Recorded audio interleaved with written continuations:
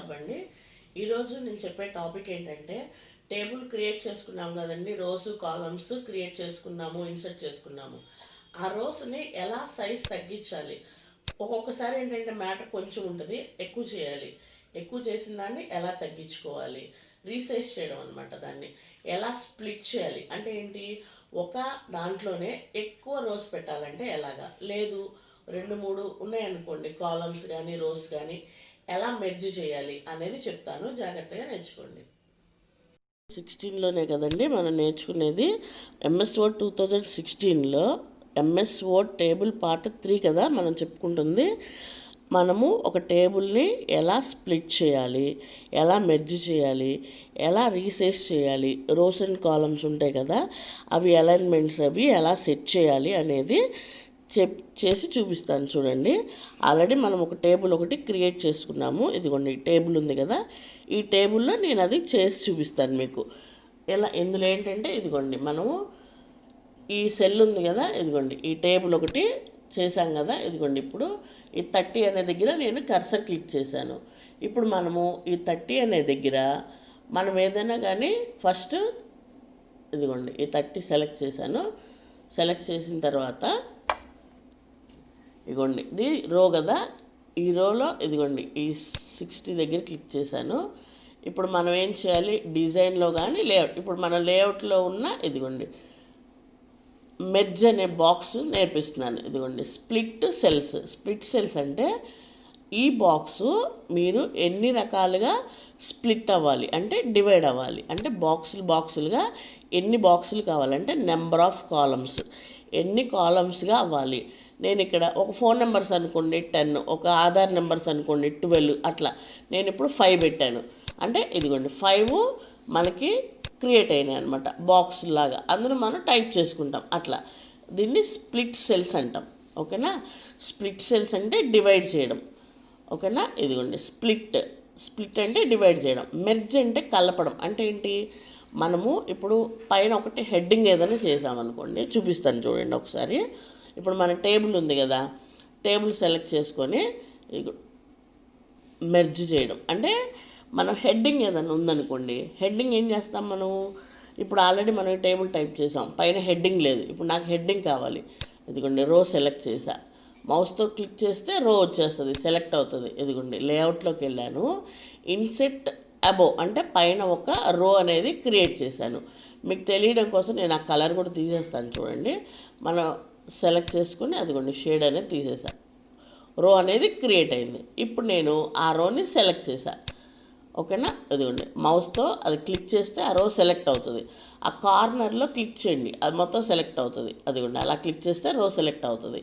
రో సెలెక్ట్ అయిన తర్వాత లేఅవుట్లోకి వెళ్ళి మనం ఏం చేయాలి, ఇప్పుడు మెర్జ్ చేయాలంటే కలపాలి, హెడ్డింగ్ రావాలి కదా, అందుకని మెర్జ్ సెల్స్ అని క్లిక్ చేయాలి. ఓకేనా, అదిగోండి మెర్జ్ అంటే కలిసిపోయింది.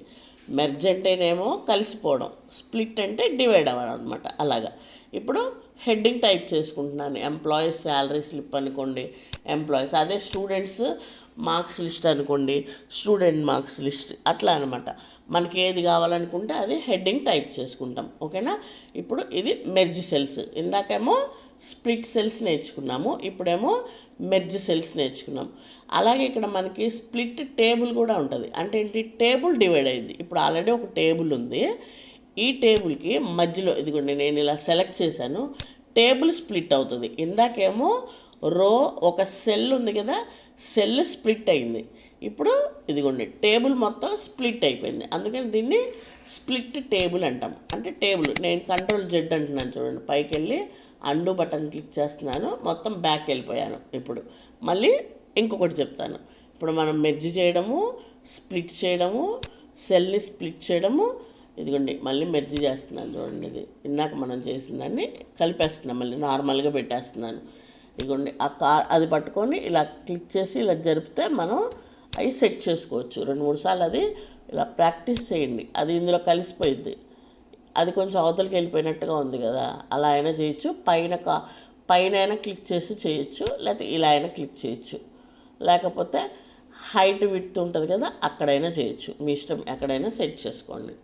ఓకేనా, ఇప్పుడు మనం ఏమేమి నేర్చుకున్నాము, స్ప్లిట్ అండ్ మెర్జ్ చేసాము. Next resize rows and columns. Resize అంటే తగ్గించుకోవడం, పెంచుకోవడం అలా అనమాట. ఎలా రీసైజ్ చేయొచ్చు? హైట్ విడ్త్ ఉంది, అక్కడైనా చేసుకోవచ్చు. లేకపోతే ఇదిగోండి, నేను ఎలా ఉంది ఇప్పుడు అది ఒక పేజ్లో, నేను ప్రింట్లోకి వెళ్ళి ప్రింట్ ప్రివ్యూ అన్నాను, లేకపోతే కంట్రోల్ F2 అన్నా కూడా ప్రింట్ ప్రివ్యూ వస్తుంది. ఇప్పుడు నేను ఇందులో ఇదిగోండి ఆటో ఫిట్ అని ఉంది చూడండి. ఆటో ఫిట్ కంటెంట్ అంటే లోపల ఉన్న కంటెంట్ని బట్టి ఫిట్ అవ్వాలా. ఇదిగోండి లోపల కంటెంట్ అంటే అందులో ఉన్న డేటా, అందులో ఉన్న మ్యాటర్ అనమాట. ఆ మ్యాటర్ని బట్టి ఆటో ఫిట్ అవ్వాలి. అంటే ఆటో ఫిట్ కంటెంట్ని బట్టి ఫిట్ అవ్వాలా, అలా కూడా సెట్ చేసుకోవచ్చు అనమాట. ఒక్కొక్కసారి మనకి చిన్నగా చేయాల్సి వస్తుంది, అంటే అందులో ఉన్న కంటెంట్ని బట్టి ఫిట్ చేయాలా. లేదనుకోండి విండో మొత్తం అవ్వాలా, అప్పుడు అనుకోండి ఆటో ఫిట్ విండో అనాలన్నమాట. ఇప్పుడు ఏం చేసాము, ఆటో ఫిట్ కంటెంట్ అన్నాం. కంటెంట్ అంటే అందులో ఉన్న మ్యాటర్ అన్నమాట. అర్థమవుతుందా? మ్యాటర్ అన్నా డేటా అన్నా ఒకటే. ఇప్పుడు చూడండి ఆటో ఫిట్ విండో అన్నాను అనుకోండి, అప్పుడు విండో అంతా స్ప్రెడ్ అవుతుంది. ఓకేనా? మీరు అంతేగాని ఒక మౌస్ తోటి జరపడము, లాగడము ఇలా చేయకూడదు. ఆటో ఫిట్ కంటెంట్ అంటే కంటెంట్ని బట్టి ఫిట్ అవుతుంది. అదే ఆటో ఫిట్ విండో అన్నారనుకోండి, ఇప్పుడు నేను ప్రింట్లోకి వెళ్ళి ప్రింట్ ప్రివ్యూ చూపిస్తున్నాను, లేకపోతే కంట్రోల్ F2 అన్నా అనండి, మీకు అర్థమవుతుంది.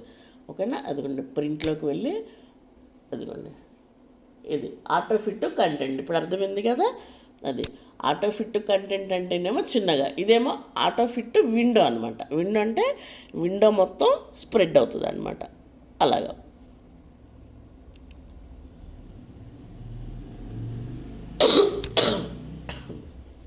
సారీ.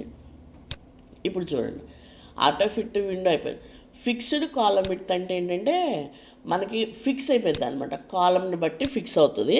అది మీరేంటంటే మీరు ఇందాక తగ్గించారు చూసారా, అప్పుడే చేసుకోలేదు. ఇవ్వండి ఫిక్స్డ్. ఇది మాత్రం ఆటో ఫిట్ కంటెంట్ మాత్రం మీకు బాగా యూజ్ అవుతుంది. ఆటో ఫిట్ విండో మాత్రం మొత్తం కావాలంటే ఇప్పుడు రో సైజ్ ఇదిగోండి ఇలా కూడా హైట్ పెంచుకోవచ్చు. పైన హైట్ అని ఉంది కదా, సెల్ సైజులో హైట్ విడ్త్ అంటే ఇటు వెళ్ళింది, ఇలా అయినా తగ్గించుకోవచ్చు, అలా అయినా పెంచుకోవచ్చు. ఇందాక ఆటో ఫిట్ ద్వారా చేసుకోవచ్చు. ఇలా హైట్ విడ్త్ పెంచుకోవడం తగ్గించుకోవడం ఇలా కూడా సెల్ సైజుని చేసుకోవచ్చు. ఓకేనా? ఈ పక్కన డిస్ట్రిబ్యూట్ రోస్ డిస్ట్రిబ్యూట్ కాలమ్స్ అని ఉంది, అది కూడా ఇంతే అనమాట. రోస్ ఒక్కటే కదలాలా, కాలమ్స్ ఒక్కటే మూవ్ అవ్వాలా, అలా కూడా సెట్ చేసుకోవచ్చు. అట్లా అనమాట. ఇదంతా సెల్కి సంబంధించిన సైజు పెంచుకోవడము, తగ్గించుకోవడము, రీసైజ్ చేయడము. ఆటో ఫిట్ రైట్ క్లిక్ చేసి కూడా చేసుకోవచ్చు. మీకు ఇన్సెర్ట్ ఉంది కదా, ఇన్సెర్ట్లోకి వెళ్ళి ఇందులో కూడా రైట్ క్లిక్ చేసి అలా అయినా చేయొచ్చు. లేకపోతే ఇదిగోండి లేఅవుట్లోకి వెళ్ళి ఇలా అయినా ఇదిగోండి మనం డైరెక్ట్గా 2 సెంటీమీటర్స్ పెట్టుకొని కూడా చేసుకోవచ్చు. ఇలా పెంచుకోవచ్చు, హైట్ పెంచుకోవడం. ఓకేనా? ఇలా సెట్ చేసుకోవచ్చు. ఇదిగోండి పెంచుతున్నాను చూడండి. అంటే ఒక టేబుల్ చిన్నగా ఉందనుకోండి బాగుండదు కదా, ఒక పేజీలో అదొక్కటే ఉందనుకోండి,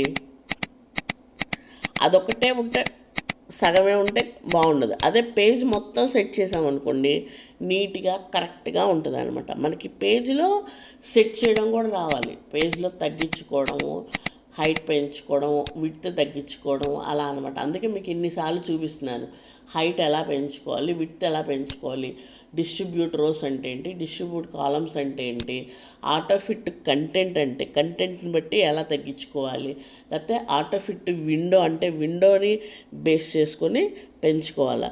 ఎక్కువ మ్యాటర్ ఉందనుకోండి అప్పుడేం చేయాలి, మనం ఆటో ఫిట్ కంటెంట్ అనాలి, తక్కువ రావాలి కాబట్టి.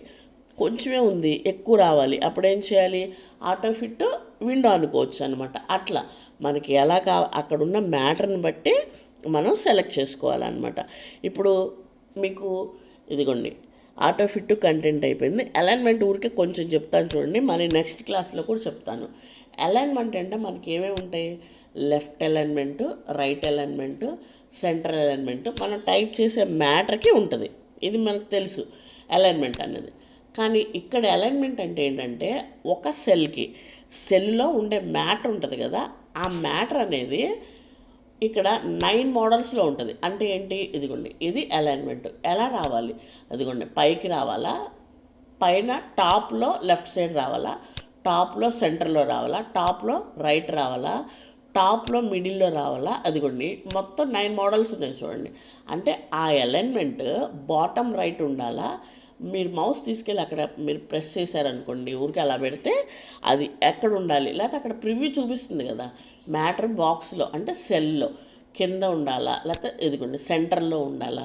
మనకి ఒక్కొక్కసారి ఏంటంటే హారిజెంటల్గా సెంటర్ అవ్వాలా, వర్టికల్గా సెంటర్ అవ్వాలా అనేది కూడా మనకి చాలా ఇంపార్టెంట్ అనమాట.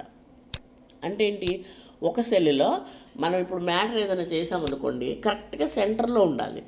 అలా ఆ సెంటర్ కూడా ఎలా ఉండాలి, హారిజెంటల్గా. ఇప్పుడు నేను చూడండి అన్నీ కరెక్ట్గా సెంటర్లో పెట్టాను, హారిజెంటల్గా సెంటర్ పెట్టాను, వర్టికల్గా సెంటర్ పెట్టాను. ఇప్పుడు ఇది ఉంది, ఇది అలైన్మెంట్ ఉంది, ఇది ఎలా మూవ్ అవ్వాలి. ఇటు రైట్ సైడ్ ఇదిగోండి లెఫ్ట్ పెట్టాను, అన్నీ లెఫ్టే ఉంటాయి. రైట్ పెట్టాము, అన్నీ రైటే ఉంటాయి. సెంటర్ పెట్టాము, అన్నీ సెంటరే ఉంటాయి. అలా అనమాట. ఇలా చేయడం ఏంటంటే మనకి బాగా ప్రాక్టీస్ చేస్తే వచ్చింది. అది మనం ఒకసారి చూసుకోవాలి ఎలా ఉండాలి. సెల్లో లెఫ్ట్ సైడ్ ఉండాలా, రైట్ సైడ్ ఉండాలా. దీంట్లో కూడా మనకి అలైన్మెంట్లో కొంచెం మూవ్ అవ్వాలంటే అప్పుడు ఏం చేస్తాం మనం, అన్నీ లెఫ్ట్ సైడ్ కాబట్టి లెఫ్ట్ సైడ్ వచ్చేసాయి, ఓకేనా. కానీ కొంచెం అవతలికి రావాలి అంటే మనకేం చేయాలంటే ఇండెంట్స్ కూడా జరుపుకోవచ్చు. అది మీకు ఒకేసారి అన్నీ కొంచెం జరగాలనుకోండి, అప్పుడు ఇండెంట్స్ జరుపుకోవచ్చు. అంటే ఏంటి, ప్రతి ఒక్కటి జరుపుకోండి. ఇప్పుడు సునీలు అని ఉంది, ఆ మధ్యలో స్పేస్ ఇచ్చామనుకోండి ఒకటే జరిగింది. కానీ మొత్తం జరగాలంటే అప్పుడు ఇండెంట్స్ జరుపుకోవాలన్నమాట. ఇదిగోండి పక్కన ఇండెంట్స్ అని ఉంటాయి. అది మళ్ళీ నెక్స్ట్ సెల్ మార్జిన్స్ మళ్ళీ చెప్పేటప్పుడు నెక్స్ట్ క్లాస్లో కూడా మళ్ళీ చెప్తాను. ఇది కొంచెం క్లియర్గా మళ్ళీ నెక్స్ట్ క్లాస్లో ఈజీగా ఉంటుందని చెప్తున్నాను. ఇదిగోండి ఇప్పుడు అలైన్ డైరెక్షన్, టెక్స్ట్ యొక్క డైరెక్షన్ ఎలా ఉండాలి, ఇలా కింద నుంచి పైకి ఉండాలా, లేకపోతే పైనుంచి కిందకు ఉండాలా. ఇది టెక్స్ట్ డైరెక్షన్ అనమాట. ఎక్కువ మ్యాటర్ ఉంది, ఒక పేజీలోనే చేసుకోవాల్సి వచ్చింది. అప్పుడు మనము టెక్స్ట్ డైరెక్షన్ ద్వారా ఇలా చేసుకున్నాం అనుకోండి, అప్పుడు ఏం చేయొచ్చు, మనం సెల్ సైజు కొంచెం తగ్గించుకోవచ్చు కదా, అప్పుడు ఇంకా ఎక్కువ మ్యాటర్ పట్టిద్ది. అట్లా అనమాట. అది ఇలా మనం నిలువుగా పెట్టామనుకోండి, అందులో ఇంకొకటి పెట్టుకోవచ్చు. అట్లా అనమాట. మనము సెల్ మార్జిన్స్, టెక్స్ట్ డైరెక్షన్స్ కూడా చేంజ్ చేసుకోవచ్చు. అంటే కింద నుంచి పైకి రావాలా, పైనుంచి కిందకి రావాలా, అట్లా అనమాట. మనకి ఏది కావాలనుకుంటే అది సెట్ చేసుకోవచ్చు. ఇప్పుడు ఈ టేబుల్ ఉంది, ఈ టేబుల్ మొత్తాన్ని ఇదిగోండి మొత్తం అన్నీ సెంటర్లోనే ఉన్నాయి. ఇదిగోండి ఇవన్నీ లెఫ్ట్లో ఉన్నాయి, ఇదిగోండి లెఫ్ట్ సెంటర్లో ఉన్నాయి. ఇది మొత్తం అలైన్మెంట్ అనమాట, ఓకేనా. సెల్ మార్జిన్స్ అనేది మళ్ళీ ఇక్కడ టాపు బాటమ్ అని ఉంది కదా, లెఫ్ట్ రైట్ అని ఉంది కదా, అది ఒకసారి మళ్ళీ నేను నెక్స్ట్ క్లాస్లో చూపిస్తాను. అంటే కొంచెం గ్యాప్ రావాలి. ఆ గ్యాప్ అనేది ఎలా రావాలి, ఒకేసారి అన్నిటికీ రావాలి. లెఫ్ట్ ఇది వచ్చేసి ఏంటి, డిఫాల్ట్ మార్జిన్స్ అనమాట. టాప్లో ఉండాలా, బాటంలో ఉండాలా, లెఫ్ట్లో ఉండాలా, రైట్లో ఉండాలి. లెఫ్ట్ నుంచి ఎంత గ్యాప్ రావాలి, రైట్ నుంచి ఎంత గ్యాప్ రావాలి. ఇలా నేను ఊరికే మార్జిన్ సెట్ చేసి మ్యాటర్ పెడతాను. చూడండి ఎలా ఉందో చూడండి. ఇది మీరు కన్ఫ్యూజ్ అవుతారు, ఇది మీకు నెక్స్ట్ క్లాస్లో చెప్తాను. ఇది క్లియర్గా మీకు ఏంటంటే ఊరికే తెలిస్తే చాలు. ఆ సెల్ మార్జిన్స్లో ఏంటి అంటే లెఫ్ట్ సైడ్ అయ్యేం కదిలీకండి. నేను మళ్ళీ నెక్స్ట్ క్లాస్లో నేను మీకు ఇది క్లియర్గా అర్థమయ్యేలాగా చెప్తాను. చూసారు కదండి, మీకు రోస్ కాలమ్స్ క్రియేట్ చేయడంలో కానీ, డిలీట్ చేయడంలో కానీ, ఇన్సర్ట్ చేయడంలో కానీ ఏదైనా డౌట్ ఉంటే కింద కామెంట్ రూపంలో చెప్పండి. మా ఛానల్ని సబ్స్క్రైబ్ చేయండి, లైక్ చేయండి, షేర్ చేయండి ఫ్రెండ్స్. Thank you.